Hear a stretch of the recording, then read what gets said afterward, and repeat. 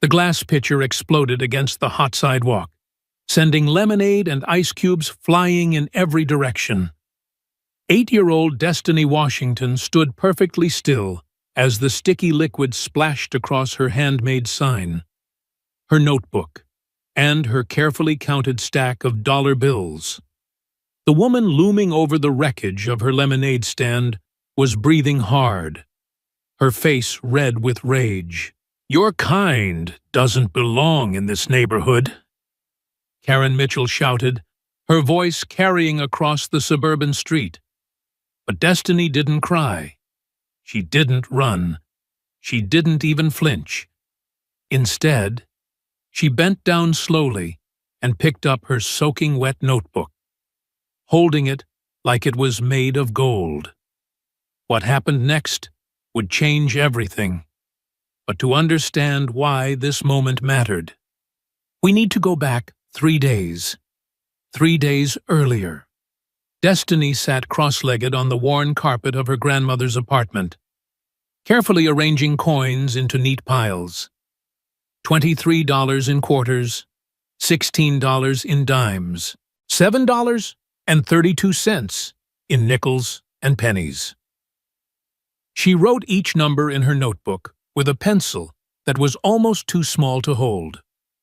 $47.32, she whispered to herself. Then flipped to another page where she'd written Disneyland Fund in colorful markers. Below it, she'd copied the ticket prices from the library computer. One day pass $96, parking $30, food about $50. Total needed $176. The apartment was quiet, except for the hum of the ancient air conditioner. Grandma Rose wouldn't be home from her shift at the hospital until 11:30. And then she'd sleep for 4 hours before heading to her second job at the grocery store. Destiny had learned to be quiet, to take care of herself, to not need too much. She turned to a fresh page in her notebook and wrote business ideas at the top. Dog walking was crossed out Mrs. Patterson down the hall had made it clear she didn't want those kinds of children near her poodle. Car washing was crossed out too, she wasn't tall enough to reach the roofs. But circled 3 times in red marker was lemonade stand. The next morning, Destiny woke up at 6 a.m., even though it was Saturday. She found Grandma Rose in the kitchen, still in her hospital scrubs, making coffee with her eyes half closed. "Baby, what are you doing up?" Grandma asked, pulling Destiny into a hug that smelled like disinfectant and lavender lotion. "I'm starting my business today," Destiny announced, showing her the notebook. "I did all the math. If I sell cups for $1 each, and my costs are 25 cents per cup, that's 75 cents profit. If I sell 40 cups a day for 5 days, that's $150 profit," Grandma finished, her tired eyes crinkling with pride. "You got your mama's brain, that's for sure." They didn't talk about Mama much. She'd been gone since Destiny was 4, lost to an illness that took her quick. But sometimes, like now, Grandma would mention her, and it felt like sunshine breaking through clouds. "You sure about this, baby? It's gonna be hot out there." Destiny nodded firmly. "I'm sure. And I already looked up all the rules at the library. Kids can sell lemonade without a permit, as long as it's not a permanent structure, and I'm not blocking the sidewalk." Grandma shook her head, amazed. Lord, what 8-year-old looks up permit laws? They spent the morning preparing. Destiny had saved cardboard from packages and borrowed markers from the apartment complex's community center. She made a sign with rainbow letters, Destiny's Divine Lemonade. $1. Made with love. Grandma helped her make the lemonade using a recipe Destiny had found online and modified. "What's your secret ingredient?" Grandma asked as Destiny added something from a small bottle. Lavender honey? Destiny said proudly. I read that unique flavors make customers remember you. Mrs. Chen at the corner store let me have a little bit for free when I explained my business plan. By 10 a.m., they were ready. Destiny had borrowed a small folding table from Mr. Rodriguez next door and set it up on the sidewalk right where their apartment complex met the nicer houses of Maple Street. It was the perfect location, lots of foot traffic, shade from an oak tree, and visible from the main road. The first customer was the mailman, Mr. Jefferson, who had been delivering mail to their complex for 15 years. Well, what do we have here? He said, his dark face shining with sweat. A young entrepreneur. Would you like some lemonade, Mr. Jefferson? It's got a secret ingredient, Destiny said, already pouring a cup. He took a sip, and his eyes widened. Now that's something special. Here's $2. Keep the change. Thank you. Would you like a loyalty card? Destiny pulled out small cards she'd made, with 10 circles drawn on them. Get 9 stamps, and your 10th cup is free. Mr. Jefferson laughed, a deep belly laugh that made Destiny smile. You're going places, young lady. Going places, for sure. The morning went well. Neighbors from the apartment complex stopped by, many buying multiple cups. Mrs. Chen bought 4 cups for her family. Mr. Rodriguez bought 2 and sat on his stoop, keeping a friendly eye on Destiny while Grandma caught a few hours of sleep before her evening shift.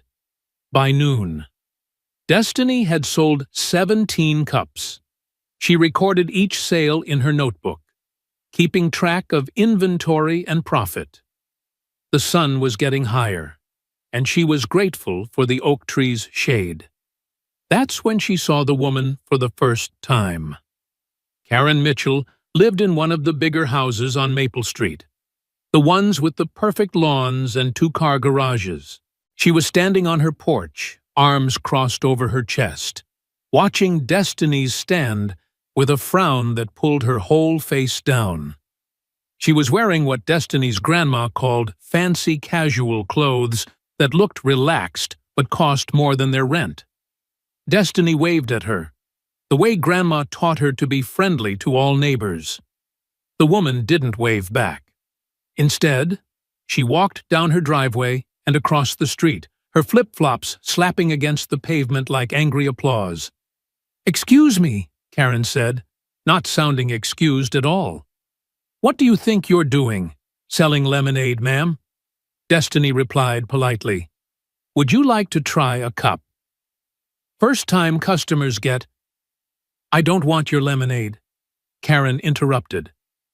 "This is a private neighborhood. You can't just set up shop wherever you want." Destiny felt her stomach tighten, but she kept her voice steady. "I live right there, ma'am." She pointed to the apartment complex. "This is my neighborhood, too." Karen's eyes narrowed. "You live there?" She said it like Destiny had claimed to live on the moon. "Those are rentals." "Yes, ma'am. My grandma and I have lived here for 4 years." "Well, regardless, you can't sell things without a permit. It's illegal." Destiny reached under her table and pulled out a folder. Inside were printouts from the city website. "Actually, ma'am, according to City Ordinance 12.5, children under 14 can operate temporary lemonade stands without a permit, as long as they follow health guidelines and don't obstruct pedestrian traffic."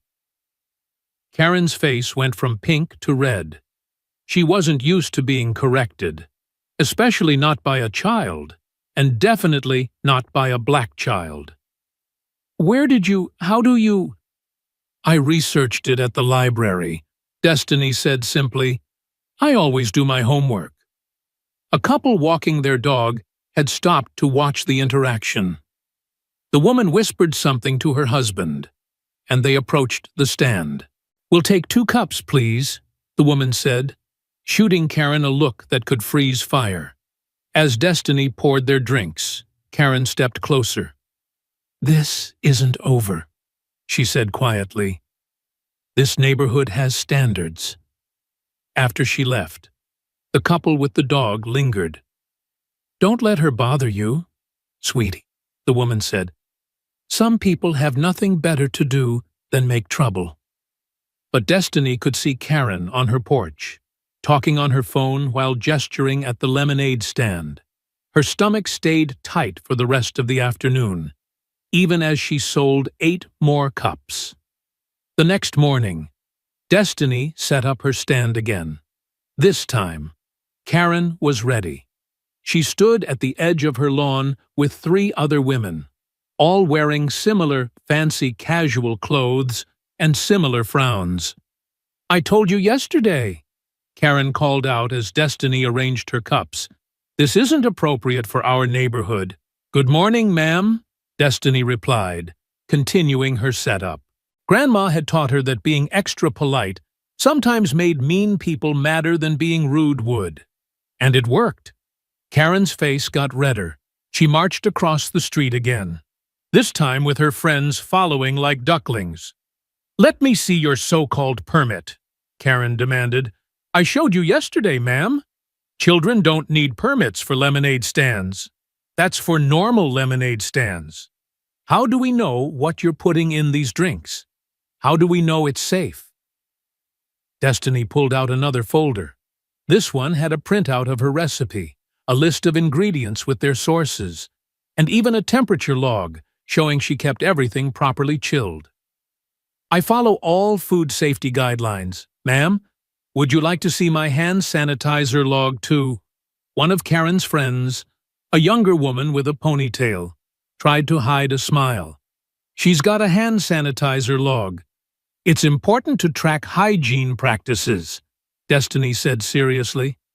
"I read about it in a business book." "This is ridiculous," Karen sputtered. "You're telling me an 8-year-old, 8 3/4, Destiny corrected, has all this documentation?" "Yes, ma'am. Would you like to try a free sample? Maybe if you taste it, you'll feel better about the safety." She poured a small cup and held it out. Karen stared at it like it was poison. "I don't want your product," she finally said. "And I don't think anyone else should either. Come on, ladies." As they walked away, Destiny heard one of them whisper, "I actually think it's cute. My daughter would love." "Patricia," Karen snapped. "Don't even think about it." But Patricia looked back, and when Karen wasn't watching, she mouthed, "I'll come back later." She did, buying 3 cups and leaving a $5 tip. By the 3rd day, Karen had escalated her tactics. She set up a lawn chair at the edge of her property, directly across from Destiny's stand. Whenever someone approached, she'd call out warnings. "I'd be careful about buying from unlicensed vendors," she'd shout. "You don't know what conditions those drinks were made in." Some people ignored her. Others turned away, not wanting to get involved in whatever drama was happening. Destiny watched her sales drop from 25 cups to 15 to just 8 by lunchtime. Mr. Rodriguez came out of his apartment, took one look at the situation, and walked straight over to Karen. "Lady, what's your problem? This is a kid selling lemonade, not a drug cartel." "I'm protecting our neighborhood," Karen said, lifting her chin. "We have to maintain certain standards." "Standards?" Mr. Rodriguez laughed, but it wasn't a happy sound. "I've lived here 22 years, watched this neighborhood change. You know what hasn't changed, kids selling lemonade in the summer? It's American as apple pie." "Well, times change," Karen said. "And this entrepreneurial activity, it attracts the wrong element." "Wrong element, Mr. Rodriguez's voice got quiet, which was scarier than yelling. "Say what you really mean." Karen's mouth opened and closed like a fish. "I don't have to explain myself to you." "No, but you're harassing a child. and that I won't stand for." He turned to Destiny. "Mija, give me 4 cups. I got some friends coming over." As he paid. More neighbors came out. Word had spread through the apartment complex about what was happening. Mrs. Chen brought her whole family. The Johnson twins from the 3rd floor bought cups with their allowance money. Even cranky Mr. Petrov from the basement apartment shuffled over. "Is good lemonade," he declared after one sip. "Better than store. You put what in it?" "It's a secret, Mr. Petrov," Destiny said with a smile. "Bah, secrets. Okay, I buy 3 more." Karen watched from her chair, her face getting redder and redder as the crowd grew. She pulled out her phone and made a call, speaking too quietly for anyone to hear. 20 minutes later, a police car pulled up. Destiny's heart jumped, but she kept pouring lemonade. "Stay calm," she told herself. "You didn't do anything wrong." Officer Blake got out of the car, looking tired and confused. "We got a call about an illegal business operation." Karen jumped up from her chair. "Yes, this child has been conducting unauthorized commercial activity for 3 days now."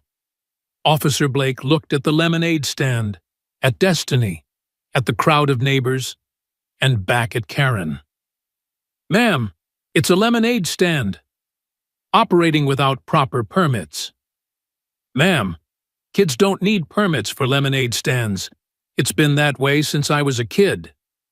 He turned to Destiny. "How much for a cup?" $1, sir, but for police officers. It's free.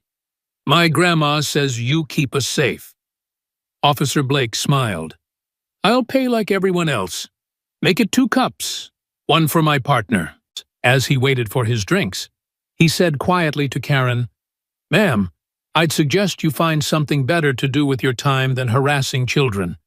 Because if I have to come back out here, I'll be looking at charges for harassment and disturbing the peace." Karen's mouth fell open. "You can't be serious. I'm a taxpayer. I pay your salary." "Yes, ma'am, and so does everyone else here. Have a nice day." After he left, the crowd slowly dispersed. Karen retreated to her house, but Destiny could see her watching from her window. The rest of the afternoon was quiet, but Destiny couldn't shake the feeling that something bad was coming. She was right. The next morning, Destiny found her supplies disturbed. The table was moved. Her cups were scattered on the ground, and someone had drawn on her sign with black marker. Ugly words that made her stomach hurt. She stood there for a moment, looking at the mess. Part of her wanted to cry. Part of her wanted to quit. But then she thought about Disneyland, about Grandma working 2 jobs, about all the business books she'd read that talked about overcoming obstacles. She cleaned everything up, made a new sign, and set up her stand. Karen appeared on her porch immediately. This time, she had 5 women with her. They marched across the street like an angry parade. "You just don't learn, do you?" Karen said. "Your kind never does." "My kind?" Destiny asked quietly. "You people, always trying to take over, always pushing in where you don't belong." "I belong here," Destiny said. "This is my home." "No." Karen stepped closer. "This was a nice neighborhood before your kind moved in. Property values have dropped. Crime is up. And now you're turning our street into a flea market." Mr. Rodriguez came out of his apartment. So did Mrs. Chen, the Johnson twins' mother, Mr. Petrov. One by one, neighbors emerged, forming a protective semicircle around Destiny's stand. "The only crime I see here is you harassing a little girl," Mrs. Johnson said. "She's conducting illegal business," Karen screamed. "She's selling lemonade," Mr. Rodriguez shot back. The argument got louder, voices overlapping, anger building. Destiny stood in the middle of it all, holding her pitcher of fresh lemonade, watching adults fight over her 5-square-foot business. Then, something in Karen snapped. Maybe it was the way her neighbors looked at her with disgust. Maybe it was Patricia stepping away from their group to stand with the apartment residents. Maybe it was just 3 days of rage finally boiling over. She charged forward, pushing past Mr. Rodriguez, and grabbed the edge of Destiny's table. If the police won't stop this, I will. Everything happened in slow motion. The table flipped. The pitcher flew through the air. Cups scattered like dice. The money jar hit the concrete and shattered. Lemonade splashed everywhere on the sidewalk, on clothes, on Destiny's carefully kept notebook. Destiny stood perfectly still as chaos erupted around her. She didn't cry. She didn't scream. She just bent down slowly and picked up her notebook, watching the ink blur and run on her business plans, her careful calculations, her dreams written in purple marker. "You're insane," someone shouted. "Call the police," another voice yelled. "Did you see that? She assaulted a child, but through all the noise." Destiny heard something else. The smooth purr of an expensive car engine. A black Tesla had pulled up to the curb, and someone was getting out. Someone who had seen everything. "I think I've seen enough," a calm, professional voice said. Everyone turned. A woman in a designer business suit stood there, her phone in her hand, clearly recording. She was Asian American, maybe 40 years old, with the kind of presence that made everyone stop talking. "My name is Madison Harper," she said, walking forward. "I'm the Dean of Admissions at Stanford Graduate School of Business, and I've been watching this situation for the last hour." She looked at Karen, who had gone pale. Then she looked at Destiny, who was still holding her ruined notebook. "Young lady," she said, "I think you and I need to talk." Madison Harper walked forward with the kind of confidence that made everyone step back. Her heels clicked against the concrete as she approached Destiny, who was still clutching her soaked notebook like a life preserver. "Are you hurt?" Madison asked gently, kneeling down to Destiny's eye level. "No, ma'am," Destiny replied, her voice steady despite the chaos around her. "Just my notebook got wet, and my profits are all over the ground." Madison glanced at the scattered bills and coins. "We'll worry about that in a moment. First, I need to address this situation." She stood and turned to Karen, who was backing away slowly. "Ma'am, I have video evidence of you destroying this child's property and creating a public disturbance. Would you like to explain your actions?" She doesn't have permits," Karen stammered. "This is a residential area. I heard her explain yesterday that children don't need permits for lemonade stands," Madison said calmly. "I was having coffee at the corner cafe and noticed the confrontation. I've been observing since then." Officer Blake's patrol car pulled up again, this time with lights flashing. He got out with a heavy sigh. "I warned you, Mrs. Mitchell." "Officer, I'd like to file a report for vandalism, destruction of property, and assault on a minor," Madison said, showing him her phone. "I have everything recorded." As Officer Blake took statements, Madison picked up Destiny's notebook, carefully separating the wet pages. Her eyes widened as she read. "Did you write all this?" she asked Destiny. "Yes, ma'am.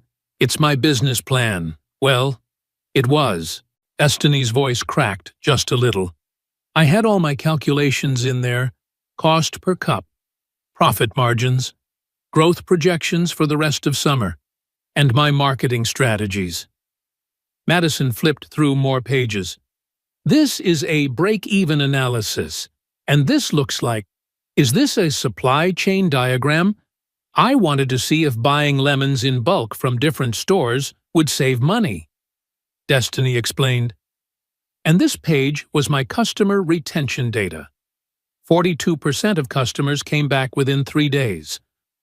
But that was before. She gestured at the mess. How old are you? Madison asked, though she'd heard earlier. 8 3/4. And where did you learn about break-even analysis? The library has business books. I read them during lunch at summer camp. Destiny straightened up a little. The librarian, Ms. Washington. She lets me check out the adult books if I can prove I understand them. I have to write a summary. Madison turned to the growing crowd. Does anyone have paper towels? Let's save what we can of this notebook. Mrs. Chen rushed forward with a roll. Mr. Rodriguez brought a plastic bag to protect the pages. As they carefully dried each sheet, Madison read aloud, Customer profiles, Mrs. Chen likes extra ice. Mr. Jefferson prefers less sweet. Note: remember birthdays for special discounts. She looked up. You keep track of customer preferences. Good business is about relationships, Destiny said, quoting one of her library books. People buy from people they like. Patricia, who had abandoned Karen's group entirely, knelt beside them. This is amazing. My daughter's 12, and she can barely balance her allowance. Meanwhile, Officer Blake was dealing with Karen. Mrs. Mitchell, multiple witnesses saw you destroy this child's property. That's vandalism at minimum. It's just lemonade, Karen protested. Why is everyone acting like she's some kind of genius? Madison stood up. Because she is. This 8-year-old has a better business plan than most of my MBA applicants. She turned to Destiny. What was your goal with this business? Disneyland, Destiny said quietly. My grandma works 2 jobs. She's always tired. I wanted to save enough money to take us both to Disneyland. She's never been. The crowd went silent. Even Officer Blake paused in writing his report. How much have you saved so far? Madison asked. Destiny did the math in her head. Before today, I had $47.32 from my piggy bank, plus $72 from 3 days of sales. That's $119.32. I needed $176 total, so I was 68% of the way there. You calculated that percentage in your head? Madison asked. It's just division. Destiny shrugged. 119 divided by 176. Karen's face had gone from red to white. This is all wrong. You're all falling for this act. She probably has someone helping her, feeding her answers. Ma'am, you need to stop talking, Officer Blake warned. But Madison pulled out her phone. Actually, let's test that theory. Destiny, if I invest $300 in your lemonade business and you promise me 25% of profits, how much do I get if you make $800 in profit this month? Destiny tilted her head, thinking. 25% of $800 is $200, but that's only a 66.67% return on your $300 investment in 1 month. You could probably find better investments, Ms. Harper, unless you're factoring in non-monetary returns like social impact. The crowd gasped. Madison's smile grew wider. Where did you learn about non-monetary returns? Chapter 12 of Sustainable Business Practices by Professor Williams. It was hard to read, but Ms. Washington helped me with the big words. She's showing off, Karen muttered, but even her supporters were looking at Destiny with amazement. Madison made a decision. Officer, while you finish with Mrs. Mitchell, I'd like to make a proposal. She turned to address everyone. I came back to my hometown this week to scout locations for Stanford's new community outreach program. We're looking for exceptional young minds to nurture early. She knelt back down to Destiny's level. "I'd like to offer you a challenge. If you can rebuild your business and reach specific goals I set, I'll provide a full scholarship to our summer business camp, and," she paused for effect, "I'll guarantee you admission to Stanford Business School when you're old enough, with full financial support." The crowd erupted. People pulled out phones to record. Someone started streaming live. "This is ridiculous," Karen shouted. "You can't just—" "Mrs. Mitchell, you're under arrest for vandalism and endangering the welfare of a child." Officer Blake interrupted. "You have the right to remain silent." As he read her rights, Karen's face crumbled. "I was protecting the neighborhood property values. My house is my biggest investment." "And this child's education is hers," Madison said coldly, as Officer Blake led Karen to the patrol car. Destiny tugged on Madison's sleeve. "Ms. Harper, what kind of goals?" Madison smiled. "Let's discuss it properly. Is your grandmother home?" An hour later, Grandma Rose sat at their small kitchen table, still in her hospital scrubs, tears streaming down her face as Madison explained her offer. "Full scholarship all the way through graduate school," Rose whispered. "If she meets the challenge?" "Yes, but I want to be clear, this isn't charity. Your granddaughter has exceptional abilities. Stanford invests in future leaders." "What's the challenge?" Destiny asked. Notebook a new one already open. "3 parts, Madison said. "First, rebuild your lemonade business from scratch. Second, achieve $500 in profit within 7 days. Third, use your business to create positive community impact." 500 in 7 days, Destiny started scribbling. "If I charge $1.50 per cup with my premium recipe, and my costs are 35 cents per cup, that's $1.15 profit. I'd need to sell," she wrote frantically, 435 cups. That's 62 cups per day. My previous max was 25. "Seems impossible," Madison asked. Destiny looked up, and for the first time all day, she smiled. "No, ma'am. It's just a problem that needs solving." Word spread fast, within hours. Girl Genius was trending. The video of Karen destroying the stand had gone viral, followed by Madison's offer. News crews arrived. Destiny's story was everywhere. But Destiny didn't have time for interviews. She had a business to rebuild. The next morning, she sat up before dawn. Mr. Rodriguez had built her a better stand. Mrs. Chen donated a new pitcher. The Johnson twins made signs. Even Mr. Petrov contributed, bringing a special cushion for her chair. "For a long day of work," he said gruffly. By the time the sun was fully up, there was already a line. People had driven from neighboring towns to buy lemonade from the girl who'd stood up to a bully and impressed a Stanford dean. "Can I get a selfie?" asked a woman Destiny didn't recognize. "Selfies are free with purchase of 2 cups, Destiny said. She'd learned about monetizing fame from Chapter 18 of her latest library book. Karen watched from her window. She'd made bail, but was under strict orders to stay away from Destiny.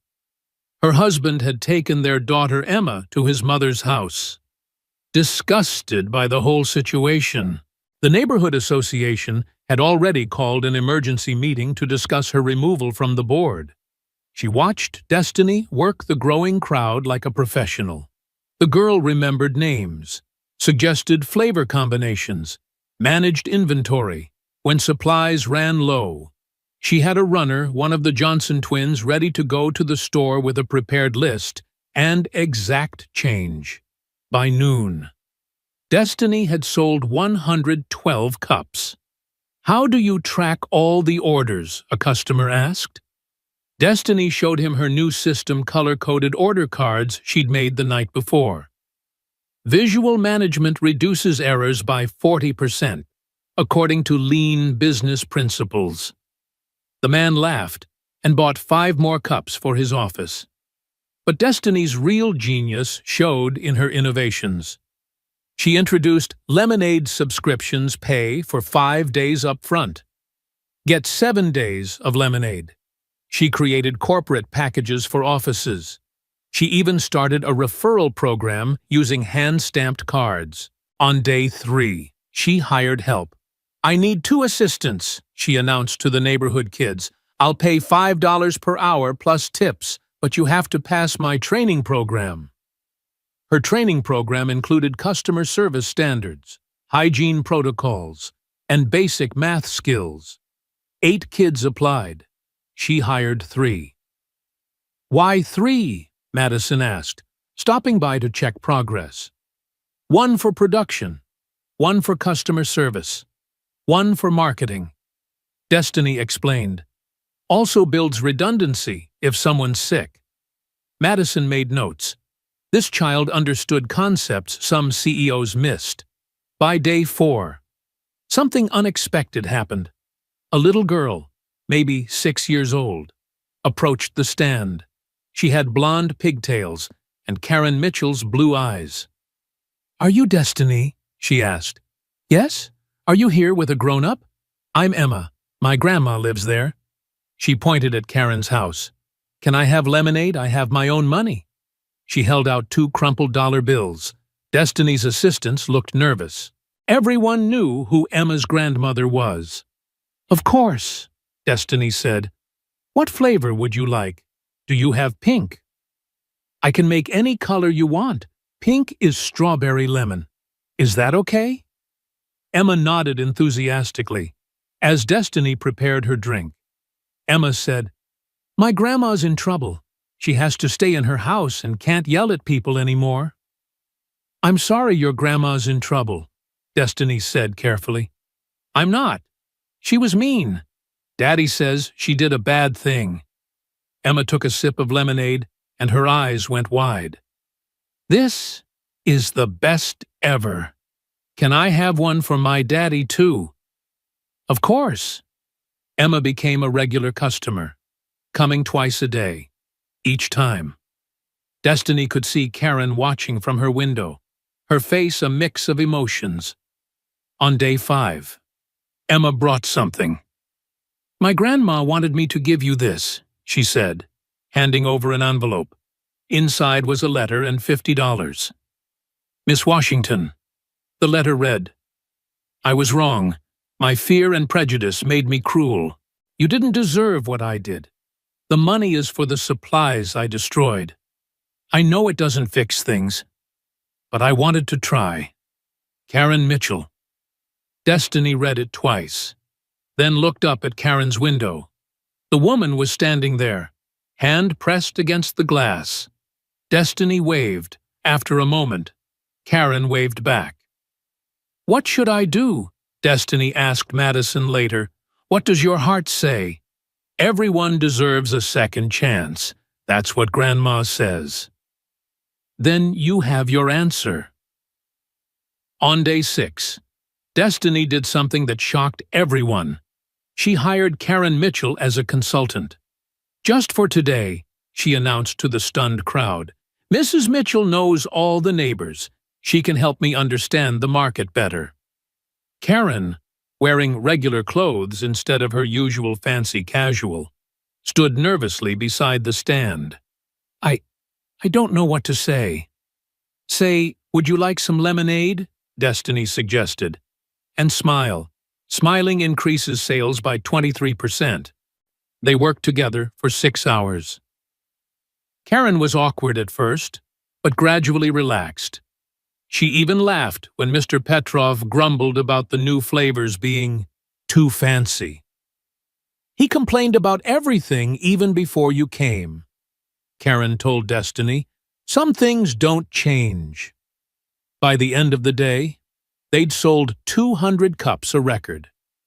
Day 7 arrived with media coverage. News vans lined the street. The mayor was coming for a photo op. Madison had invited other Stanford faculty to witness the final tally. Destiny arrived at 5 a.m. to set up. She found Karen already there, setting out cups. "You don't have to," Destiny started.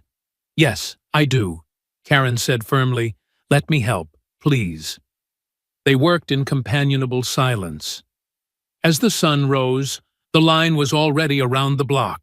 The day was a blur of lemonade, photos, and congratulations. Destiny's assistants worked like a well-oiled machine. Karen handled difficult customers with newfound patience. Even Emma helped, carefully handing out napkins. As 5 p.m. approached the official end time, Madison called for attention. "Ladies and gentlemen, it's time for the final count." Destiny and her team gathered around as Madison tallied the week's receipts. The crowd held its breath. Total gross revenue, $942. Total expenses, $212.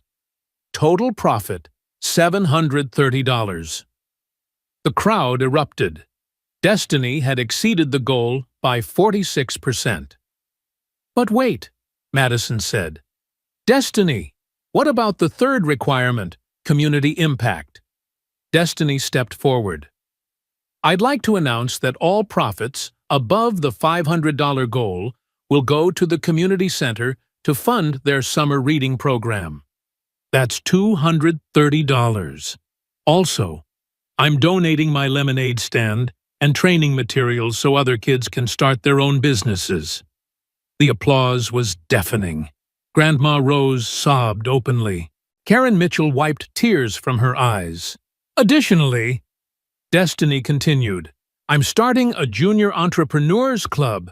Mrs. Mitchell has volunteered to help run it, teaching kids about permits and regulations the right way." Madison smiled. "Destiny Washington, you have exceeded every expectation. The scholarship is yours. But I have one more surprise." She pulled out an envelope. "The Dean of Stanford Business School authorized me to make you our youngest executive education student. You'll take special weekend classes designed just for you, starting this fall, and your grandmother is invited to audit any class she wants." Grandma Rose nearly fainted. "I can go to Stanford." "We believe in supporting the whole family," Madison said, as the crowd celebrated. Destiny found a quiet moment with Karen. "Thank you for helping today," she said. Karen knelt down. "Thank you for teaching an old fool that fear makes you stupid, but kindness makes you rich." "You're not old," Emma protested, hugging her grandmother. "And you're not stupid anymore." Everyone laughed, even Karen. 15 years later, Destiny Washington stood at a podium in Stanford's business school, addressing the incoming class. She was 23, the youngest professor in the school's history. Having blazed through her education with the same determination she'd shown selling lemonade. "Business isn't about profit," she told the eager students. "It's about solving problems and serving communities. Let me tell you about the summer I learned that lesson." In the audience, Grandma Rose sat in the front row. Wearing her own Stanford MBA pin, she'd completed her degree at 68. Beside her sat Karen Mitchell, now one of Destiny's biggest supporters and the head of the nationwide Junior Entrepreneurs Club they'd founded together. After the lecture, a young woman approached Destiny. "Professor Washington, I'm Emma Mitchell. You probably don't remember me, but—" "Pink lemonade," Destiny said immediately. "Extra ice. You were my most loyal customer." Emma's eyes filled with tears. "You changed my grandmother's life. And mine. I'm here because of the entrepreneur club you started. I wanted to say thank you." "No," Destiny said, thinking of that hot summer day when everything changed. "Thank you. Your grandmother taught me that everyone deserves a second chance." That's worth more than any scholarship. As Emma walked away, Destiny looked out the window at the California sunshine and smiled. Somewhere out there, a kid was probably setting up a lemonade stand, ready to change the world one cup at a time. And that was exactly how it should be. Small businesses lined the main street, many with Junior Entrepreneurs Club certificates displayed proudly in their windows. She parked outside the familiar blue house on Maple Street. The front yard where she'd once set up her lemonade stand now hosted a permanent pavilion with a bronze plaque, site of the Destiny Washington Lemonade Stand, where dreams begin. Professor Washington. A group of kids ran up, their faces bright with excitement. They were wearing matching T-shirts with the club logo, a lemonade cup transforming into a graduation cap. "Hey, future CEOs," Destiny smiled. "How's business?" "Amazing." A boy named Jordan bounced on his toes. "We raised $800 for the homeless shelter with our car wash service, and I sold 47 friendship bracelets," added a girl named Aaliyah. "Just like you taught us about finding our unique product." Destiny's phone buzzed. A text from Karen. "Monthly board meeting tomorrow. The Seattle chapter wants to expand. Also, my granddaughter Emma just pitched her first business plan. You'd be proud," as the kids scattered back to their activities. Destiny noticed an elderly man watching from across the street. Officer Martinez, now retired, walked over slowly. "I owe you an apology," he said quietly. "That day I responded to the call about your lemonade stand. I should have stood up for you. I knew it was wrong." Destiny shook her head. "You're standing up now. That's what matters." Martinez smiled. "My granddaughter's in the club. Says she wants to be just like you." "Tell her she should want to be better," Destiny said. "That's what I tell all my students."